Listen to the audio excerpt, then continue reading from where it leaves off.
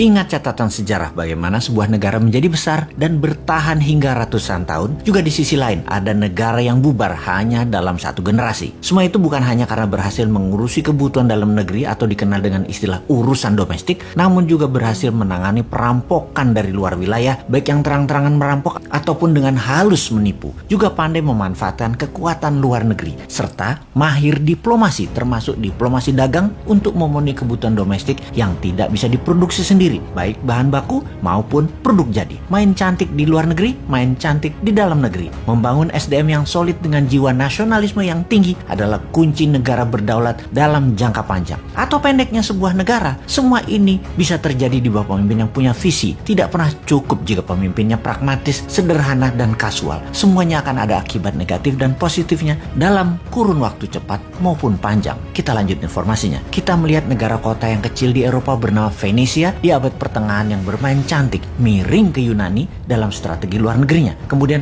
main indah ke dalam negeri dengan koleganza, yaitu equity crowdfunding atau urun dana untuk UKM. Seperti Santara tirulah saat ini. Kalau negara yang terkini, kita lihat Singapura dengan strategi miring ke barat, menjadikan Singapura negara kota yang kuat dalam maritim hub dan financial hub, menjadikan Singapura negeri dengan pendapatan per kapitanya salah satu yang tertinggi di dunia dengan 50 ribuan dolar per kapita atau hampir 12 kalinya pendapatan per kapita Indonesia. Padahal Singapura itu juniornya Indonesia. Indonesia lahir tahun 45, Singapura tahun 65. Bagaimana dengan Tiongkok yang di tahun 1970-an pernah kelaparan dahsyat yang membuat matinya penduduk lebih dari 5 juta dan sangat miskin hingga tahun 80-an. Yang dilakukan oleh Deng Xiaoping, pemimpin waktu itu, adalah bermain cantik ke luar negerinya, di mana di tahun 79 Deng Xiaoping memilih miring ke Amerika. Padahal saat itu Soviet, tetangganya Tiongkok, adalah kekuatan yang dikatakan terkuat di dunia dan sama-sama paham bernegaranya adalah komunis. Ternyata benar,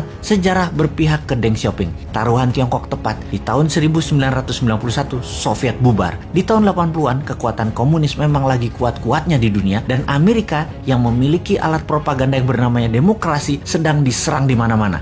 Untuk itu, apapun resikonya, Amerika mepet Tiongkok. Amerika perlu Tiongkok untuk menahan Soviet dan menahan Korea Utara setelah gagal di tahun 1975 di Vietnam yang menjadikan Vietnam negara komunis. Tiongkok pun kemudian diguyur dana besar dan banyak perusahaan barat masuk ke Tiongkok dengan syarat Tiongkok berpihak ke sekutu. Tiongkok yang di tahun 70-an income per kapitanya di bawah Indonesia melakukan strategi luar negeri yang cantik yang berbuah pada saat ini income per kapitanya 5 kali Indonesia. Selama 10 tahun kemudian hingga tahun 1989, Tiongkok menggeliat naik ekonominya. Banyak reformasi dilakukan di dalam negeri. Perusahaan sekutu barat serta perusahaan globalis banyak memindahkan pusat produksinya ke Tiongkok karena SDM yang kuat kerja serta murah. Di tahun 89, bulan Juni, mahasiswa demo di Tiananmen menuntut demokrasi meledak. Efek pemahaman barat mulai masuk ke sendi bernegara Tiongkok. Mahasiswa ingin bebas demokrasi. Deng Xiaoping dilema, memihak barat sesuai dengan perjanjian dengan Ronald Reagan, sekutu barat,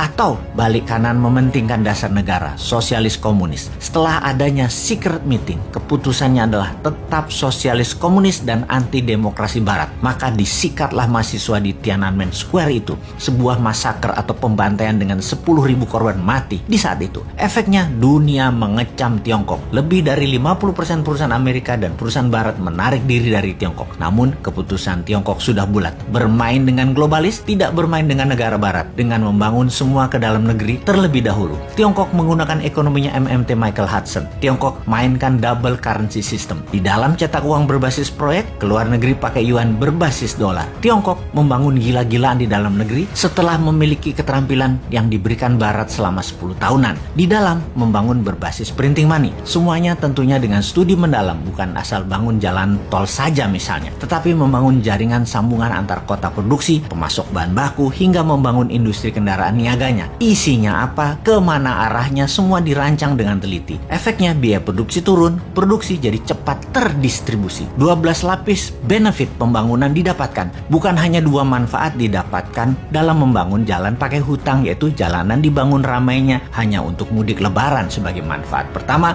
dan dapat sohor populer terlihat membangun, yaitu manfaat kedua, yaitu negara tetangga yang punya begituan bukan Tiongkok.